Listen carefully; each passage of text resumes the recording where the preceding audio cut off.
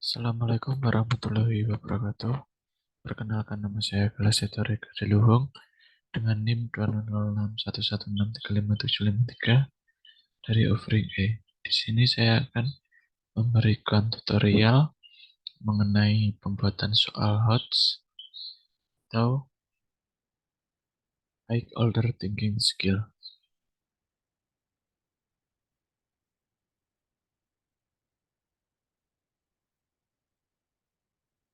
Yang pertama yaitu perlunya kita menentukan kelas berapa dan semester berapa. Nanti kita akan membuat soal dan memberikan alokasi waktunya. Selain itu, yang pertama kita harus menentukan kompetensi dasar, materi, indikator soal, level, kognitif, nomor soal, dan tes. Dalam semester ini saya dibagi atau kebagian dalam semester 1. Sebelumnya kita harus memasukkan kompetensi dasar, lalu memilih materi, selanjutnya memilih indikator soal, dan menentukan level kognitif.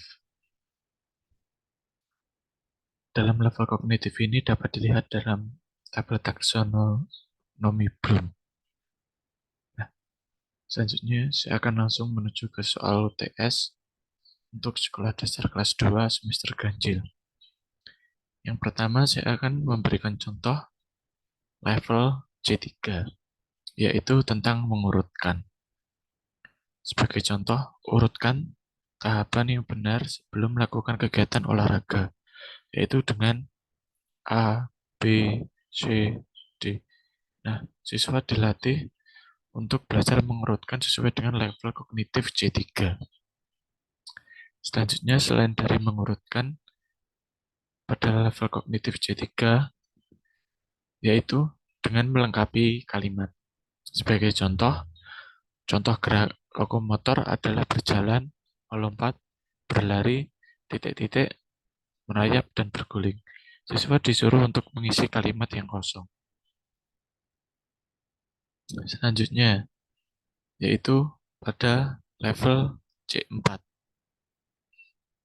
Pada level C4 ini, siswa dituntut untuk melakukan analisis. Sebagai contoh, Tono senang bermain bola hingga oleh ibunya ia disuruh bergabung dengan pelatih tim sepak bola.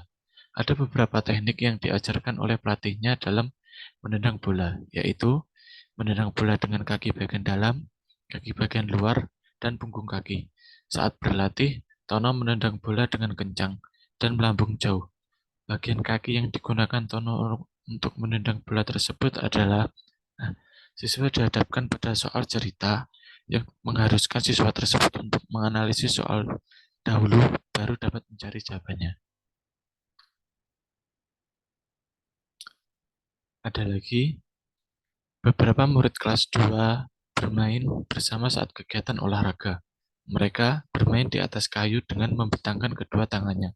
Sedangkan beberapa anak lainnya yang tidak berani berjalan di atas kayu melakukan gerakan lain seperti berdiri menggunakan satu kaki dengan sikap pesawat.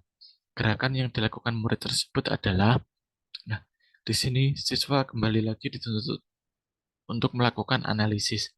Analisisnya berupa siswa membaca narasi atau soal untuk menentukan jawaban apa yang telah dipelajari dalam seperti berjalan di atas kayu dan berdiri dengan satu kaki dengan sikap pesawat.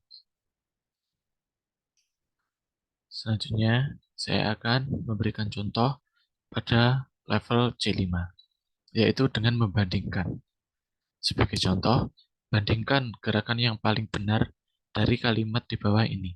Saat melakukan lompat kata, agar lompatan dapat tinggi, maka yang harus dilakukan adalah, nah, dalam perbandingan ini, siswa dituntut untuk membandingkan setiap jawaban yang benar. Selanjutnya, yang terakhir yaitu level C6. Level C6 yaitu dengan Menyimpulkan.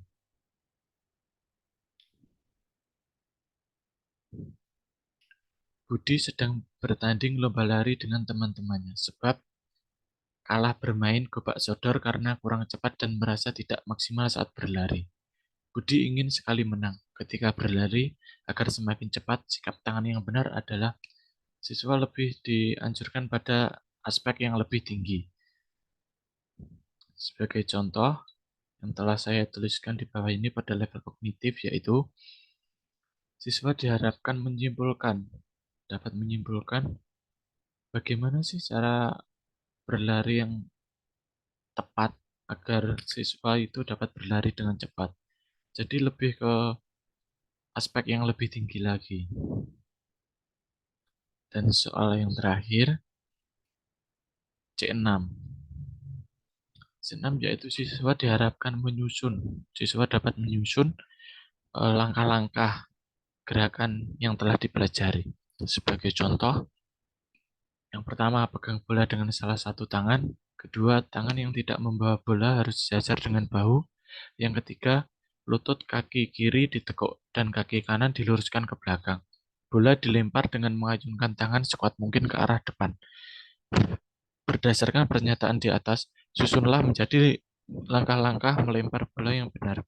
Nah, siswa diharapkan dapat menyusun secara keseluruhan tentang apa yang telah ia pelajari dan apa yang telah ia pahami. Dalam menyusun segala soal yang ada ini, perlu adanya pening, eh, pemilihan level kognitif yang perlu. Karena pada level kelas 2 masih banyak penggunaan level C3 dan C4, tapi dapat diselipkan beberapa level C5 maupun C6. Di sini juga sudah saya berikan narasi atau penjelasan tentang sebagai contoh nomor satu yaitu menyesuaikan dengan kehidupan sehari-hari. Kedua, mengurutkan gerakan yang benar. Ketiga, menentukan permainan yang menekankan kalimat yang dasar lari. Yang keempat, melengkapi kalimat. Nah, jadi dalam setiap soal itu terdapat level yang tersusun atas kalimat atau kata dasar yang digunakan untuk sebagai acuan level tersebut. Selanjutnya, adanya kunci jawaban. Jadi dalam pembuatan soal, perlu yang pertama yaitu menentukan kadi dahulu atau kelas dahulu. Yang kedua, semester. Yang ketiga, mengenai kurikulum. Kurikulum yang pertama sih sebenarnya, tapi kan sekarang ini masih banyak perubahan kurikulum. Mungkin yang paling familiar adalah kurikulum 13. Nah, selanjutnya pembuatan tabel seperti ini berupa kisi-kisi. Kisi-kisi ini mencakup kompetensi dasar, materi, indikator soal, level kognitif, nomor soal, dan tes. Tes PG ini adalah pilihan ganda. Lalu kita dihadapkan atau membuat soal dengan level sesuai level kognitif siswa tersebut. Nah, seperti itu. Mungkin bila ada kurangnya mohon maaf, karena saya sendiri masih dalam tahap belajar. Wassalamualaikum warahmatullahi wabarakatuh. Terima kasih.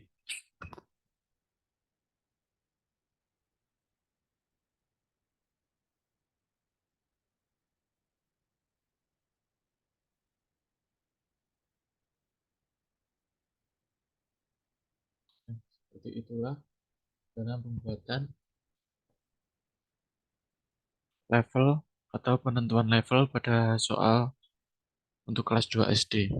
Nah, dalam hal itu perlu adanya tuntutan atau pengetahuan kita sebagai pendidik untuk melihat level mana mana sih yang cocok sebenarnya buat anak seperti SD, SMP maupun SMA, tergantung sesuai jenjangnya masing-masing.